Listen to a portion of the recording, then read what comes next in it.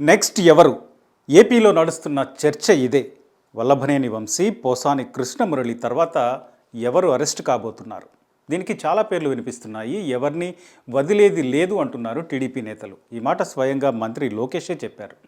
YCP హయాంలో అధికారాన్ని అడ్డుపెట్టుకుని ఎవరైతే చట్టాన్ని ఉల్లంఘించారో, అలా చేసి ప్రజలను, టీడీపీ కార్యకర్తలను ఇబ్బంది పెట్టారో అలాంటి వారిని వదిలే ప్రసక్తే లేదు అన్నారు లోకేష్.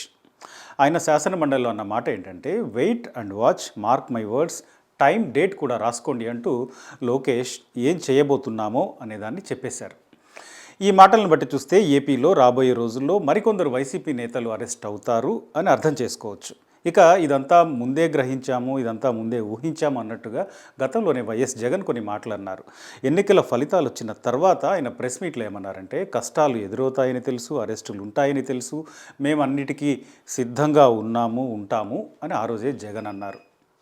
సో దీన్ని బట్టి చూస్తే ఏపీలో ప్రస్తుత రాజకీయాలు, ప్రస్తుత పరిణామాలు ఏ దిశగా ఉన్నాయో అర్థం చేసుకోవచ్చు. రాజకీయంగా చాలా అనుకుంటారు, చాలా మాటలు అనుకుంటారు, చాలా విమర్శలు చేసుకుంటారు. కానీ అవన్నీ అరెస్టులకు, జైళ్లకు దారి తీయటం సరైందేనా అంటే ఆ మాటలు ఎలాంటివి, ఏ స్థాయిలో ఉన్నవి అనే ప్రశ్న వస్తుంది. అంటే ఆ మాటలు ఉపేక్షించాల్సినవేనా, లేక చట్టపరంగా వెళ్లాల్సిందేనా అంటే దీనికి చాలా సమాధానాలు వస్తాయి. ఏపీలో నేతల మాటల గురించి, బూతుల గురించి చెప్పుకోవాలంటే పెద్ద గ్రంథమే రాయొచ్చు. అన్ని పార్టీల్లో ఇలాంటి నేతలు కనిపిస్తారు. ఇది ఏ ఒక్క పార్టీకో పరిమితమైన జాడ్యం కాదు. ఈ స్థాయిలో అవమానించిన వాళ్ళని, అడ్డమైన మాటలు అన్న వాళ్ళని ఎందుకు వదిలేయాలి అనేది అధికార పక్షంలో ఉండే వాళ్ళ నుంచి వినిపించే మాట.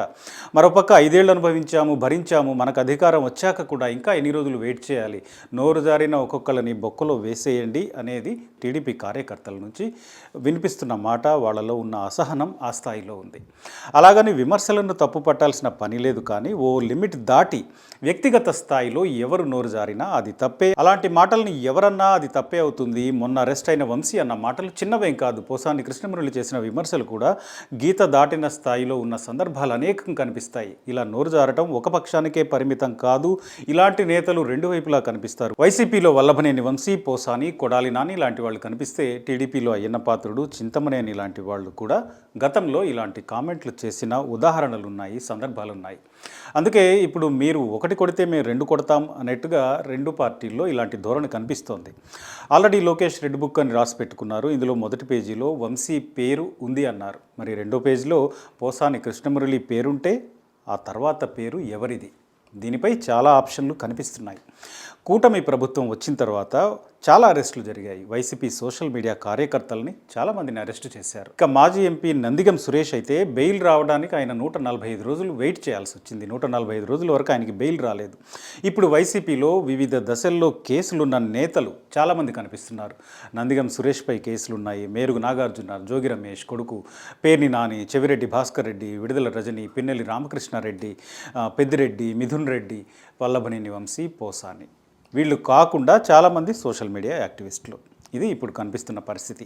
ఇక అధికారుల సంగతి అయితే చెప్పక్కర్లేదు. నాటి సిఐడి చీఫ్ స్థాయి నుంచి ఇప్పటి ఎస్పీ అధికారుల వరకు చాలామందిపై కేసులున్నాయి. వాళ్ళు కూడా విచారణలుగా హాజరవుతున్నారు. నిజానికి అరెస్టులు ఈరోజు కొత్తగా మొదలు కాలేదు. ఈరోజు కొత్తగా కనిపించే దృశ్యం కాదు ఇది. గత ప్రభుత్వంలో కూడా ఇలాంటివి జరిగాయి, ఇప్పుడు కూడా జరుగుతున్నాయి. అప్పుడు ఇవే దృశ్యాలు, అప్పుడు ఇవే కేసులు, ఇప్పుడు అవే దృశ్యాలు, అవే కేసులు, అరెస్టులు, బెయిళ్ళు, జైళ్ళు.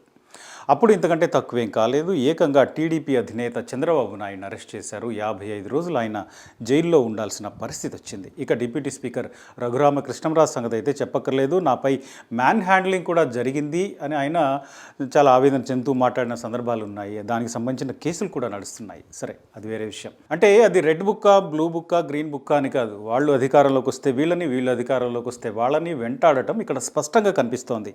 అంటే చట్ట ప్రకారం కేసులు నమోదై విచారణ జరిగి తీర్పులు వస్తే ఆ ప్రాసెస్లో అధికార పక్షం అత్యుత్సాహం ప్రదర్శించకుండా ఉంటే మంచి విషయమే.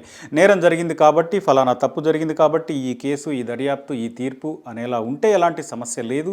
కానీ ఇక్కడ అట్లా కనిపించడం లేదు. ఎందుకంటే ఎన్నికల ప్రచారంలోనే చెప్తున్నారు, నేను గెలవని నీ సంగతి చెప్తా అని ముందే హెచ్చరికలు ఇస్తున్నారు. దాన్ని గెలిచిన తర్వాత అమలు చేస్తున్నారు. మొన్నటి ఎన్నికల ముందు టీడీపీ నేతలు చెప్పారు, దాన్ని ఇప్పుడు అమలు చేస్తున్నారు. ఇప్పుడు వైసీపీ నేతలు కూడా ఇలాంటి మాటలే అంటున్నారు. మీరే ఎల్లకాలం అధికారంలో ఉంటారా, రేపు మేం గెలుస్తాం, మేం గెలిచిన తర్వాత మీ సంగతి చెప్తాం అని ఇప్పుడు వైసీపీ నేతలు హెచ్చరికలు మొదలు పెట్టేశారు ఆల్రెడీ. అంటే మొత్తంగా రాజకీయాల్లో ఒక అసహనం కనిపిస్తోంది. అధికారంలో ఉన్న పక్షం విపక్షం నోరెత్తితే సహించేది లేదంటోంది. గతానికి అంటే గతంలో జరిగిన దానికి ఇప్పుడు సమాధానం చెప్తామంటోంది. కానీ ఇక్కడ అర్థం చేసుకోవాల్సింది ఏంటి? అధికారం ఇచ్చింది పగ తీర్చుకోవడానికి కాదు, కేసులతో రేస్ పెట్టుకోవడానికి కాదు. చట్ట ప్రకారం ఎక్కడైనా తప్పు జరిగితే ఏ నేతపై అయినా కేసులు ఫైల్ అవ్వాల్సిందే, విచారణలకు హాజరవ్వాల్సిందే, వీళ్ళైతే అవసరమైతే జైలుకి వెళ్లాల్సిందే. కానీ అదే అధికార పక్షాల దినచర్యగా మారితేనే సమస్య అవుతుంది. ఏపీ ఆల్రెడీ చాలా సమస్యల్లో ఉంది, చేతిలో చిల్లిగవ్వలేదు అని స్వయంగా సీఎంఏ చెప్తున్నారు. గత ప్రభుత్వం విధ్వంసం చేసింది, వేల కోట్లు వృధా చేసింది అని చెప్తున్నారు. మరి ఇప్పుడు చేయాల్సిందేంటి? సంక్షేమ పథకాలు ఎలా అమలు చేయాలనే దాని గురించి ఆలోచించాలి. వాటికి ఎక్కడి నుంచి సొమ్ము తీసుకురావాలనే దాని గురించి ఆలోచించాలి. రాజధాని ఎలా కట్టాలనేది చూడాలి, పోలవరం ఎలా పూర్తి చేయాలనేది చూడాలి, హామీల సంగతి చూడాలి. సో ఇవన్నీ చూడకుండా అధికార పక్షానికి విపక్షానికి మధ్య నిత్యం కేసుల రేస్ నడుస్తూ ఉంటే నష్టపోయేది ఎవరు? ఖచ్చితంగా సామాన్య జనమే అవుతారు. ఇప్పుడు లేటెస్ట్గా పోసాని కృష్ణమురళిని రాయచోటి పోలీసులు అరెస్ట్ చేశారు. హైదరాబాద్ రాయదుర్గంలో మై హోమ్ భుజా అపార్ట్మెంట్లో ఉన్న పోసాని కృష్ణమురళి ఇంటికి బుధవారం రాత్రి పోలీసులు వచ్చారు, అరెస్ట్ చేసి తీసుకెళ్లారు. పోసానిపై గతంలోనే చాలా కేసులు నమోదయ్యాయి. అన్నమయ్య జిల్లా ఓబులవారిపల్లె పోలీస్ స్టేషన్లో నమోదైన కేసు విషయంలో ఇప్పుడు ఆయన అరెస్ట్ చేశారు. ఆయన చంద్రబాబు, పవన్ కళ్యాణ్, లోకేష్లపై అనుచిత విమర్శలు చేశారని, గీత దాటి చాలా మాట్లాడారని కేసు నమోదు చేశారు. గతంలో వారెంట్ ఇచ్చినప్పటికీ పోసాని స్పందించలేదు. దీంతో పోసానిని రాత్రి అరెస్ట్ చేశారు.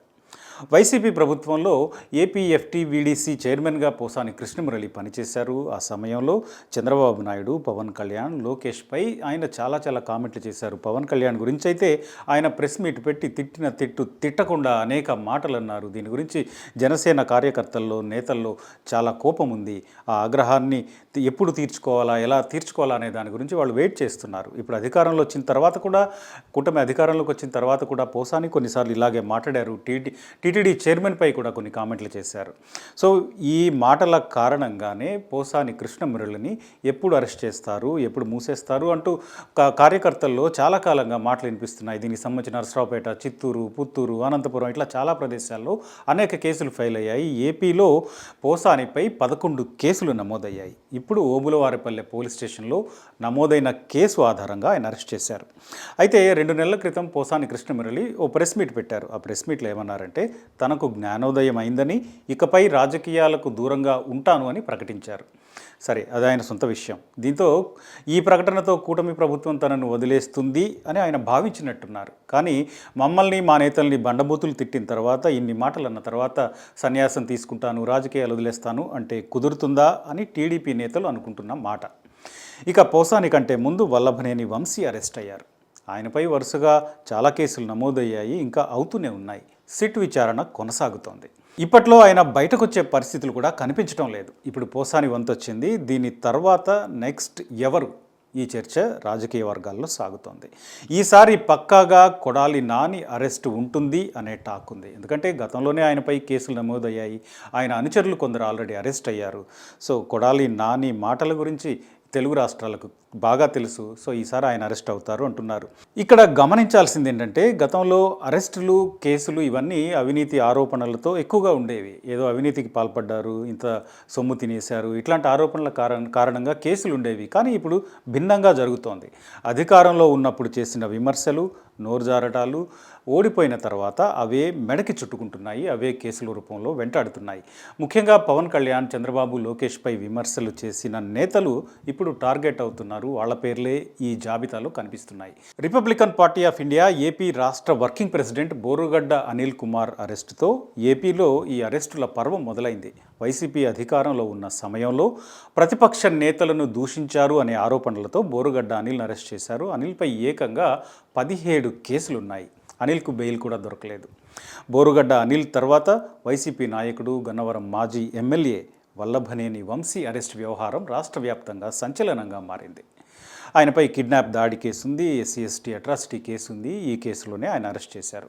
వైసీపీ అధికారంలో ఉన్న సమయంలో గన్నవరం టీడీపీ కార్యాలయంపై దాడి జరిగింది. ఈ కేసులో వంశీ A71గా ఉన్నారు. ఇప్పుడు మార్చి 11 వరకు ఆయన రిమాండ్ పొడిగించారు. ఈ కేసు విచారణ కొనసాగుతోంది. పోసాని కంటే ముందు దర్శకుడు వర్మ అరెస్ట్ అవుతారనే టాక్ ఒకటి నడిచింది. ఎందుకంటే ఆయన వ్యూహం సినిమా సమయంలో చంద్రబాబు, పవన్ కళ్యాణ్ ఫోటోలను అసభ్యకరంగా ఎడిట్ చేశారు అన్న కారణంతో ఒంగోలు పోలీసులు వర్మను అరెస్ట్ చేసేందుకు హైదరాబాద్ వచ్చారని, వర్మ తప్పించుకుంటూ తిరిగాడని, హైడ్ అయి ఉన్నారని ఇట్లా చాలా వార్తలు వచ్చాయి. ఇప్పుడు ఇంకో నిమిషంలోనూ రేపు వర్మను అరెస్ట్ చేయబోతున్నారు అని చాలా కామెంట్స్ నడిచాయి. అయితే వర్మ నేను డైరెక్ట్గా రాలేను, వర్చువల్గా విచారణకు హాజరవుతానని రిప్లై ఇచ్చారు. పోలీసుల వేట మొదలైందంటూ వార్తలు వచ్చాయి. ఆ తర్వాత ఆయన ఒంగోలు వెళ్ళారు. ఒంగోలు వెళ్ళి పోలీసుల ముందు విచారణకు హాజరయ్యారు. ఇది ఇప్పటి వరకు ఉన్న పిక్చర్. మరి నెక్స్ట్ ఎవరు? పోసాని తర్వాత వికెట్ ఎవరు? ఈ విషయంలో టీడీపీ వర్గాల నుంచి వినిపించే మాట, ఎక్కువ మంది చెప్పే మాట కొడాలి నాని. వైసీపీ హయాంలో గుడివాడ నుండి ఎమ్మెల్యేగా గెలిచిన కొడాలి నాని అప్పట్లో చంద్రబాబు, లోకేష్, పవన్ కళ్యాణ్పై ఓ రేంజ్లో కామెంట్స్ చేశారు, ఓ రేంజ్లో విమర్శలు గుప్పించారు. అయితే ఈ అరెస్టులపై తనకేం భయం లేదని, తనను అరెస్ట్ చేస్తారనే టెన్షన్ లేదని, తన చుట్టూ లాయర్లు ఉన్నారని, అంతా వాళ్లే చూసుకుంటారని కొడాలి నాని ఈ మధ్య మీడియాలో ఉన్నారు. ఇక ఈ లిస్టులో రోజా పేరు కూడా వినిపిస్తోంది. రోజాతో పాటు పేర్ని నాని పేరు కూడా వినిపిస్తోంది. రేషన్ బియ్యం ఇష్యూలో ఆయన అరెస్ట్ అవుతారు అంటున్నారు. నోరుంది కదా అని పేర్ని నాని ఇష్టారాజ్యంగా మాట్లాడారు. చంద్రబాబు, పవన్ కళ్యాణ్, లోకేష్ కుటుంబ సభ్యులను దూషించారు కాబట్టి ఆయన అరెస్టు తప్పదు అనేవాళ్ళు ఉన్నారు. అధర్మంగా ప్రవర్తించిన వాళ్లకు శిక్ష తప్పదు అని మంత్రి కొల్లు రవీంద్ర అంటున్నారు. మరి ఈ అరెస్టుల జాబితా ఎంతవరకు వెళ్తుందో చూడాలి.